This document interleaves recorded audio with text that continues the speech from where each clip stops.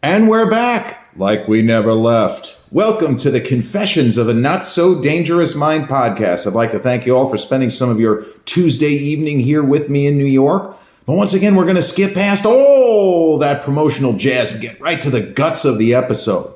You notice the kind of geometric frame composition, the way that you have open doors and staircases. This is very Alan Rene of me. And if you know who Alan Rene is, you get some bonus points here. But today marks 36 years since the release of a pretty famous movie and a film that saw a bit of a shift in terms of public perception, not just in the United States, but around the world, as far as what its star was capable of. And although the lead in this movie was already a big star, this film showed that he had a lot more than a lot of people believed. The movie is Ivan Reitman's really terrific comedy Twins. The primary star, of course, is Arnold Schwarzenegger. Now, I was a fan of Arnold from the first time I saw the Terminator, even though he's playing the bad guy. The line readings, the fact that the guy was jacked, and then I learned, he had been a champion bodybuilder, Mr. Olympia. I think he won 7. 1970 through 75, and then he came back and it was kind of a controversial, stop me if you've heard this before, the judging is rigged, whether it's the Oscars, whether it's bodybuilding, whether it's the Olympics, whether it's boxing, there's always controversy. There is never not controversy, but 7-time Mr. Olympia, Arnold Schwarzenegger, so you do the math, and when he made Twins, he's still pretty fucking jacked in that movie, but he was 8 years from the last time that he competed in bodybuilding at the highest levels. And if you look at his career up until Twins, he showed that he had a way with a one-liner and a wisecrack, especially in The Running Man. There's a little bit in Predator, but other than stick around, Predator is pretty straightforward, heavy stuff. He has his moments, a few moments of humor in Raw Deal, and certainly in Commando, I eat Green Berets for breakfast, the rivalry with Stallone and all of that. But it wasn't until Twins that everyone got to see what people who knew him going back to the early 70s when he learned English so fast. I mean, his IQ, I've never seen anything even suggesting what his IQ is, but people who knew him said he learned English faster than anyone they ever saw, that he just picked it up so quickly. It's like it was meant to be. Everything in his life, it feels like, even the stuff that wasn't necessarily so great, it was all part of some grand design. Because so much of his life, you say, well, how can this happen, that happen, this happen, that happen, this? A lot of things happen that you take a step back and say, wow, was that divine providence, or was that just luck? Or did he will things into existence? Because that's another element of his life that comes through very clearly in the warts and all. This is not what we used to call hagiography, H-A-G-I-O-G-R-A-P-H-Y, where you have a story or you talk about a real life historical figure and you just do nothing but throw bouquets of praise on him. In the Arnold Schwarzenegger documentary, simply called Arnold, is in 3 parts. And the third part, he doesn't really look that good. There's a lot of stuff that he did in his past. And, if you want to say even more recent vintage, some stuff he wouldn't necessarily be proud of. But he was, warts and all, he took a lot of heat, a lot of the criticism. He said, hey, I did this, I own this, all that. But the way that he talked when he was younger, he would have seemed like, well, this guy is a lunatic. He's got his head in the clouds. I can will it into existence. Well, he did. But people who knew him and saw how quickly, the Dave Draper and the guys like that he knew from the early 70s, Franco Columbu, his lifelong BFF, they said that he was funny. And you didn't really necessarily see in the movies that he could be funny. He could sometimes get laughs because he was so jacked. And sometimes we would laugh, like in Commando, when the one character says he is one gigantic son of a bitch or gigantic motherfucker, whatever it was. And that's funny. But people said all along, this guy is a riot. The movie Twins, he not only got to be funny, but they gave him the opportunity, the film gives him an opportunity to craft a very interesting, very distinctive character a guy who, despite his size and almost limitless intelligence, is just naturally kind and decent and wants to be helpful to pretty much everyone. He doesn't play any favorites. If someone is in need, his instinct, what can I do to help? Not, I'll turn around and walk away. The Danny DeVito character playing his twin brother, the result of an experiment, not gone awry. This was the idea, the gone awry part is the fact that they were trying to, the milkshake, they even make the joke about the super duper milkshake. My milkshake brings all the boys to the yard. But in the world of the film, there is a mother, a woman named Mary Ann Benedict, that we're led to believe 35 years prior, took part in this experiment. She was an extraordinary woman, a beautiful woman, physically,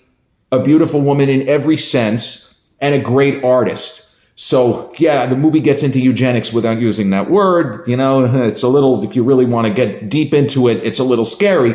But there were 6 chosen men to try to build this superhuman kid. And it's supposed to just be the character of Julius. That was Arnold's character. But there is the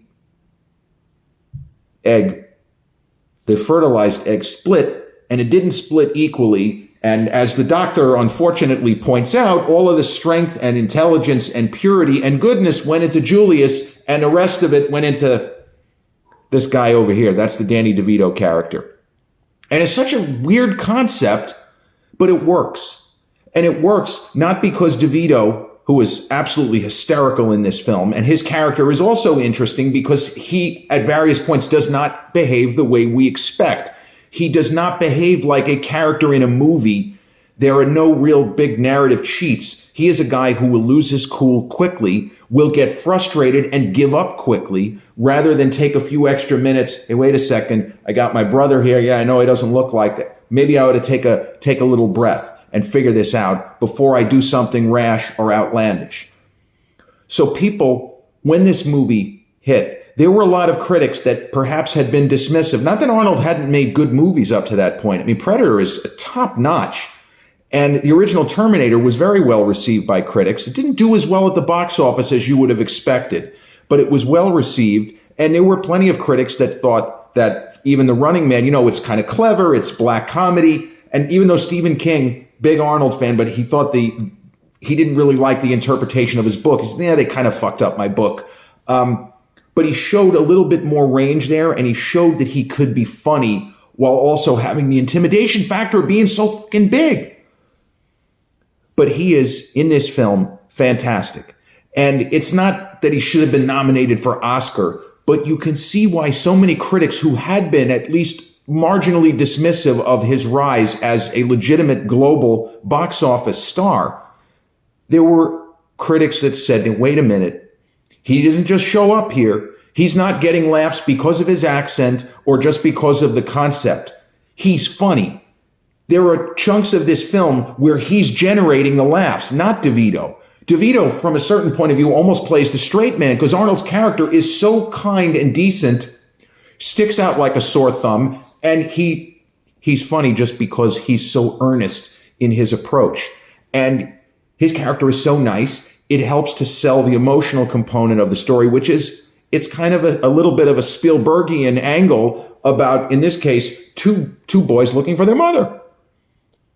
That's really, in the immortal words of Sterling Hayden and Johnny Guitar, when you boil it all down. When you boil it all down, what does a man really need? Well, in that movie, it was just a smoke and a cup of coffee. But in this film, these two boys, these two men who meet later in life, I guess they're supposed to be 35 to 40, they're missing pieces, the fact that their mother is still around, and they need to find her. And if she's not, well, at least we can say that we tried, because the movie kind of teases it in both directions. So Twins was a significant box office hit. It grossed $216 million worldwide. And an interesting thing, well, it's interesting to me, maybe you won't find this interesting, is that the gross domestic, meaning United States, and the grosses overseas were very, very similar. The film made over 100 million here, and it made over 100 million in Europe. Again, showing that Arnold, perhaps because he was Austrian, because he was more well-known in Europe. I don't necessarily agree with that. But this was a film you wouldn't necessarily have thought was going to play big overseas. It is a very American story. It is set in the western part of the United States at a very particular point in time, the late 1980s. I certainly, if you rewind the clock, and if I were old enough to understand these things, I wouldn't have said, oh, for sure it's going to play huge overseas. No. I would have said, well, they better gross a lot here because I don't know if it's going to work. It's kind of like from the Forrest Gump angle. Forrest Gump, unbelievable, enormous, stupendous box office hit here. People watch it in Europe say, what's the big deal? Because it's an American movie. It is about United States history and one random guy, Forrest Gump, getting involved in one major historical event after another. We could watch a movie set in France that everyone goes crazy over there, but if it's nothing but a simple man engaging in every important historical event in France for 40 years, we're going to be like, big fucking deal. Who gives a crap? But Twins played across the board. It got mostly strong reviews, and even critics who didn't like it. This is, again, something you can Google, like if you go to Rotten Tomatoes or Metacritic or any of the kind of collated critical aggregates, to use the proper word. There are critics who didn't like the movie, but loved Arnold in it. They said it's maudlin, it pulls at the heartstrings in a cheap way. I don't agree with that criticism. I think that the tears in this film, as ridiculous as the concept, how could you ever cry? But the lump in the throat, we'll put it that way, I believe is well earned. And it's because of the skill of the performers. And John Travolta's unfortunate widow, Kelly Preston, is really, really good in this film. I think it's the best performance she ever gave. You could say Jerry Maguire kills it there in a smaller role. Chloe Webb is terrific as DeVito's girlfriend, and Danny is Danny. He's just a lifelong end boss, home run hitter of a performer. And a movie, though, was not just, yes, it was a huge box office hit, but it spun the careers of Arnold and Danny DeVito into a better direction. And it's incredible to imagine that as big a star as Arnold already was, with the successes, especially of Predator and The Running Man, which I think The Running Man should have been a bigger hit than it was, but this kind of movie that Generation X, we found it on video, I watched it 30 times. Yeah, here's a personal trivia question. Which Arnold Schwarzenegger film have I seen the most? The Running Man. It's not even close. I'd be willing to bet that I've seen The Running Man at least double of any other film. He had to split. Yeah, he was a real pain in the neck. Also, the single best use of Arnold's signature phrase, I'll be back, it comes in The Running Man. He gets to say it in Twins, I should point out, when he threatens the doctor, if you're lying to me, I'll be back. But the best use of I'll be back in Arnold's entire career. Yeah, it's funny in the Terminator, looking back on it, his use of it, he didn't know it was going to become a thing. But in The Running Man, he's about to be sent off into the game zone by the late, great game show host in real life, and actor Richard Dawson. And when Arnold says, I'll be back, it carries a lot of weight because, for sure he is going to be back, but it doesn't feel as if they shoehorned it in or worked it in. It's perfect. I'll be back, only in a rerun. But as big a star as Arnold already was, when you look at his career, the best was yet to come. And that is the most incredible thing about 7-time Mr. Olympia, a guy who dreamed from when he was a boy because he grew up. His father was terrible. He was a broken man from World War II, abused. The brother used to beat on the brother, Meinhard, and Meinhard committed suicide. There was so much tragedy in Arnold's younger life. And he always imagined and saw a life for himself. Well, he actualized it. He lived the life that he imagined. People had to have thought he was nuts. But here he is, this huge box office hit. People are saying he can do anything. No, he's not Olivier. He's not Denzel of the day. He's not Pacino. He's not De Niro. We know that. But whatever he does, he's good at.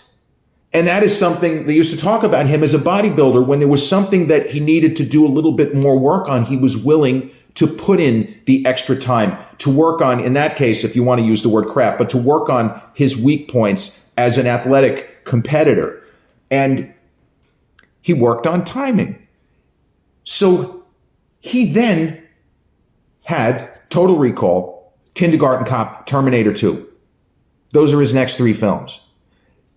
That is incredible. because Twins was an enormous hit.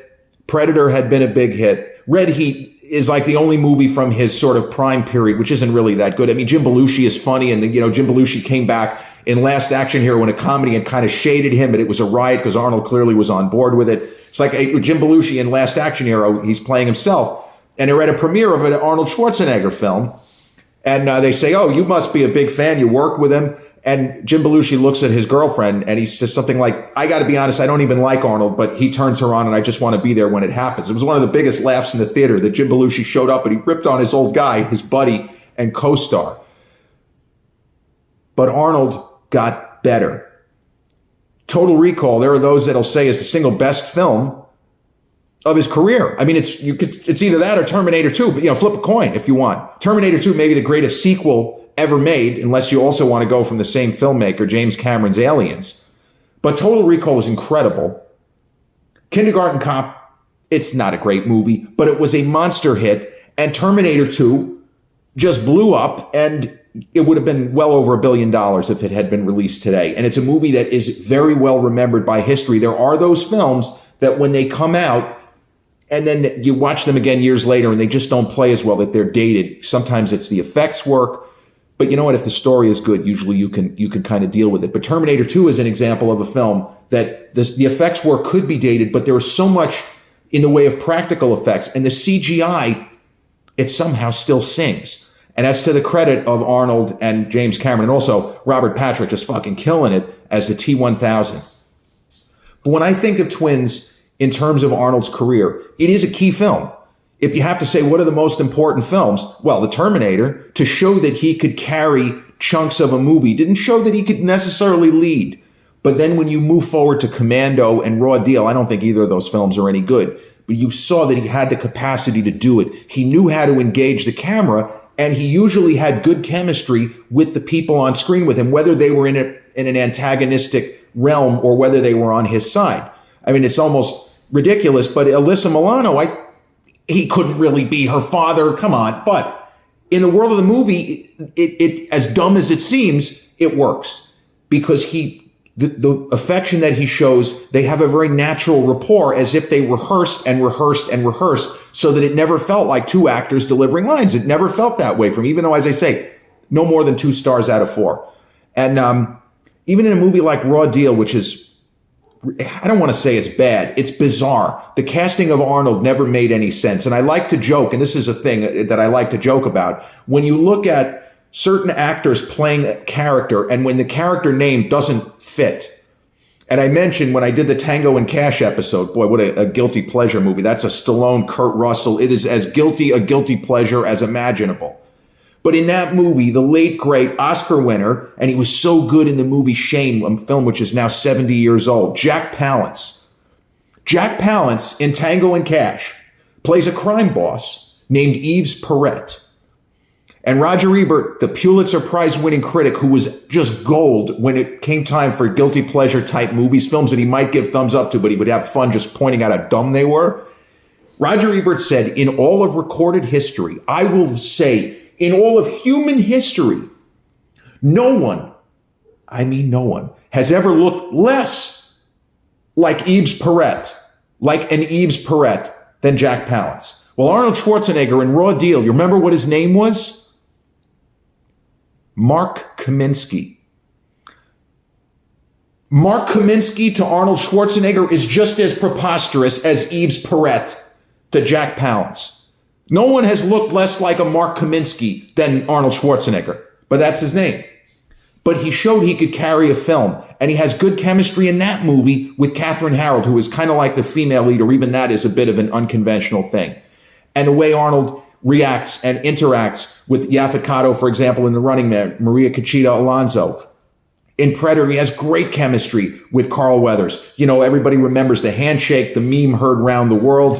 What's the matter? The CIA got you pushing too many pencils? That'll never not be epic. But his career just kept rising. And for somebody that a lot of people thought, okay, he's not going to go any further than making these big, you hate to say it, Reagan-era testosterone-soaked action films, blood and guts and big muscles.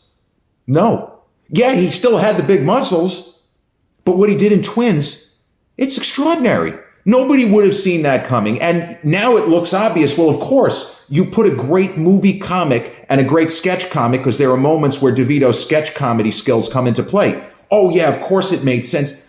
They thought Ivan Reitman was nuts when they announced it. Well, how could this possibly work? This is ridiculous. How could they play twins? Well, the kind of scientific angle is how they shoehorn that part in, how they made that work. Twins is a movie I've probably seen, I would say, at least 5 times from start to finish. And it always draws me in. And usually it's the kind of film where there are going to be parts that are not fresh in mind if I go, 5 years, in some cases 10 years, because it was a movie like we talk about, Generation X, HBO and Cinemax. There were certain films they just ran over and over and over and over and over and over, like Cocoon and Robert Redford's The Natural. They ran Twins over and over and over and over and over. The Running Man, because it wasn't rated R. It was like on an endless loop. Every day of the week, it seemed like, oh, look, The Running Man at 3 a.m. I'll turn it on if I happen to be awake.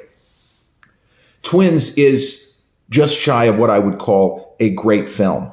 It is a terrific entertainment, and it kind of gives you more to chew on than you would expect for a film like this, because of the elements that I discussed, the way that the genetic super milkshake was put together. And if you really want to get into the ethics of it, it's not okay. But in the world of the movie, the characters are all so nice and so wholesome, with the exception of the doctor, who's kind of an asshole. He might be brilliant, but he's a dick, and you say, well, why did he do what he did? And who knows? But I feel like the film earns its ending, and there is a sense of progression in DeVito's character, because Arnold's character, he doesn't actually grow and change. It's DeVito who changes. And this is this sort of Shawshank Redemption angle, where Andy Dufresne is a good human being, spoiler alert, at the beginning, and he's a good human being at the end. He doesn't necessarily grow and change. He believes in hope at the beginning. It's Red who evolves. Red who progresses in the world of the story. It's filtered through Red's perception. Twins is filtered through Arnold's character of Julius's perception, but his character does not really change. Well, he has experiences that change him, but he's looking for connection. He wants to connect with his brother.